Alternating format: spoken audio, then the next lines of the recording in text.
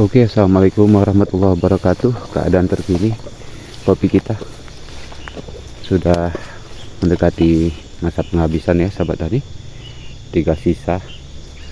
Oke, ini di kebun rata saya sahabat tani. Itu makanya saya bilang saya juga ada kebun rata, makanya mudah kita perbandingkan pertumbuhan kopi di kebun rata dengan miring ya. Ini juga sudah mau masa penghabisan juga nih sahabat tani, tuh sudah nggak banyak lagi ya buahnya.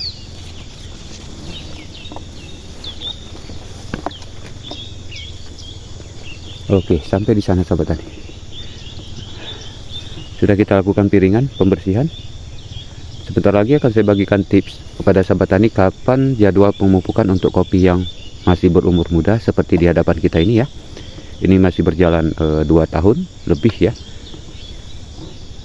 Nah, ini sudah berbuah. Kenapa? Karena ini penanamannya tidak serentak sahabat tani ya. Tidak serentak. Ya, ini udah masuk 2 tahun lebih. Oke sahabat tani, nantikan terus ya, akan kita lakukan bagaimana pemupukan untuk kopi muda.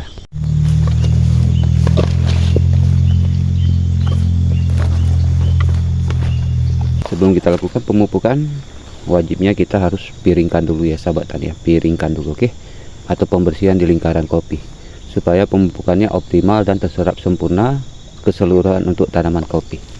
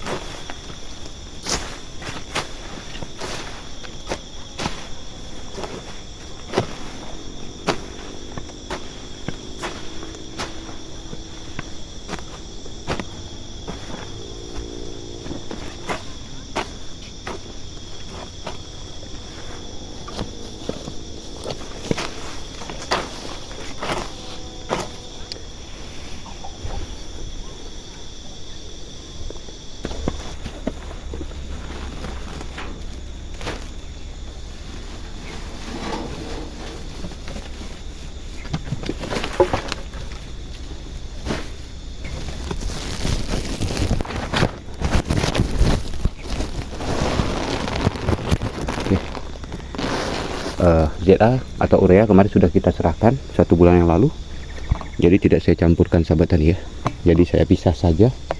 Nah kali ini waktunya masuk NPK Poska. Oke.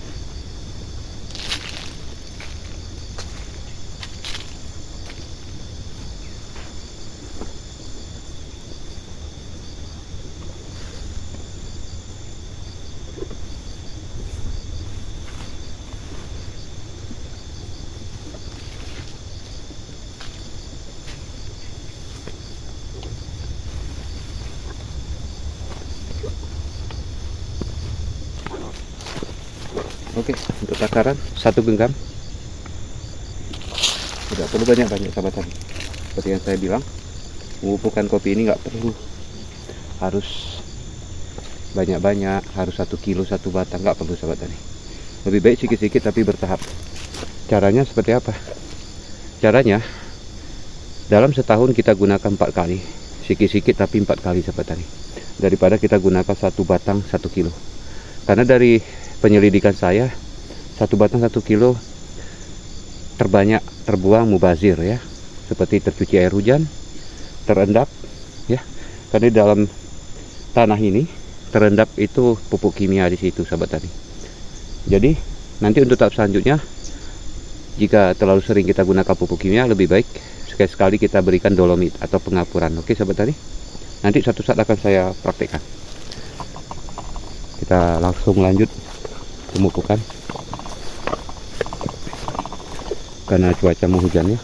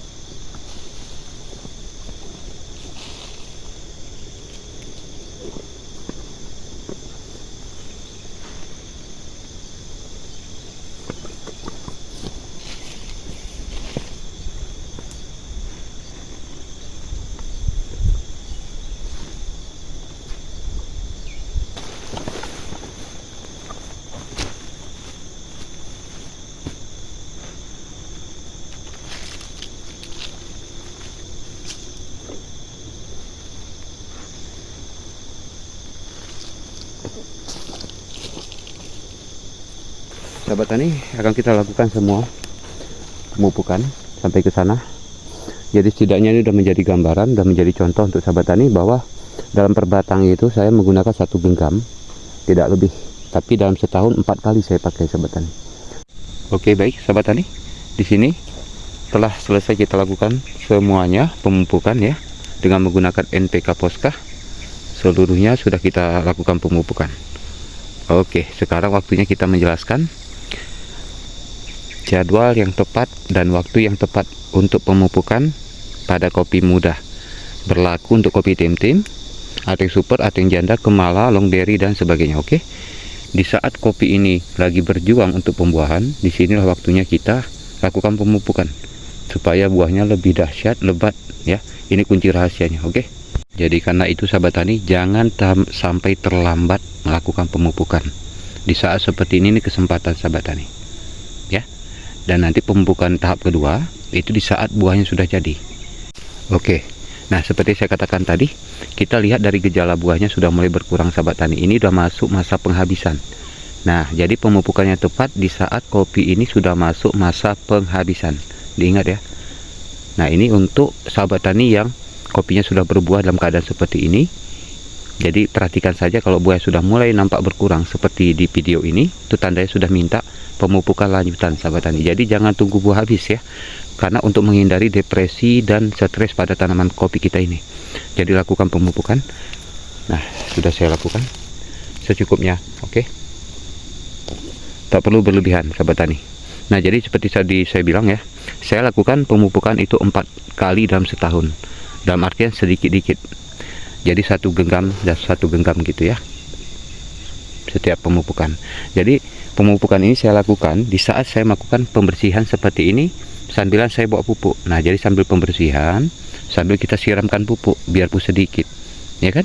Nah, itu lebih optimal sahabat tani daripada 1 batang 1 kilo ya, atau setengah kilo atau 4 on. Nah, itu ternyata mubazir ya. Oke, untuk jadwal pemupukan kopi yang sudah tua seperti yang nampak ini ya. Nah, ini sudah saya lakukan juga pemupukan sahabat tani, tapi agak berbeda. Nanti kita akan bikinkan video tentang bagaimana cara mengambil serabut-serabut tua yang ada pada kopi tua yang sudah berumur 42 tahun ini sahabat tani ya. Nah, jadi kalau kita di tempat sahabat tani tanaman kopi sudah tua seperti yang nampak ini ya, itu tandanya juga sama sahabat tani ya. Lihatlah dari buahnya, kalau buah sudah mulai jauh banyak berkurang dan sudah mulai banyak ini menumbuhkan tunas-tunas baru atau cabang-cabang baru seperti ini. Nah, lakukan segera pemupukan sahabat tani, jangan tunggu buah habis ya. Jangan sekali-kali tunggu buah habis. Kalau nggak percaya silahkan saja, siap ini pasti siap buah habis, pasti depresi nih tanaman kopinya. Oke. Nah, ini bagi yang di tempat sahabat tani kebun kopinya sudah tua seperti ini. Nah, oke, seperti ini penampakannya sahabat tani tuh sudah mulai. Ini buah perdana alias kopi ini lagi belajar berbuah. Ini kopi P88 ya, kita uji coba P88. Nah, ini buahnya sahabat tani. Jadi ini kesempatan ya, dimana sama-sama kita bantu-membantu.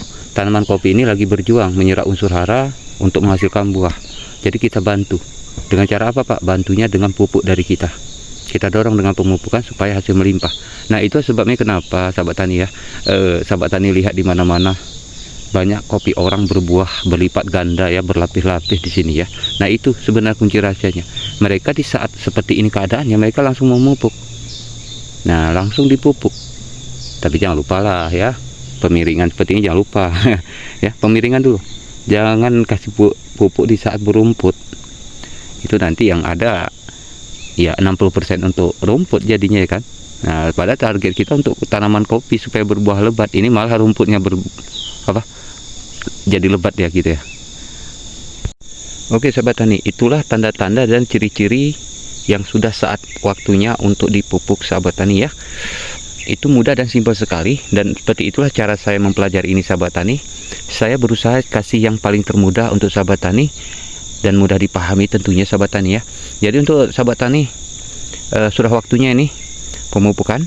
Kalau di tempat sahabat tani sudah ada ciri-ciri dan tanda-tanda seperti yang saya bilang ini, itu sudah waktunya. Jangan tunggu esok atau minggu depan, karena kita nggak tahu ya. Karena kita nggak tahu hambatan kita. Kadang-kadang ya dekat rumah kita ada kondangan, ya ada hambatan ya, ada rewang dan pesta dan macam-macam gitu. Nah, jadi jangan buang kesempatan. Ini saatnya sahabat tani ya.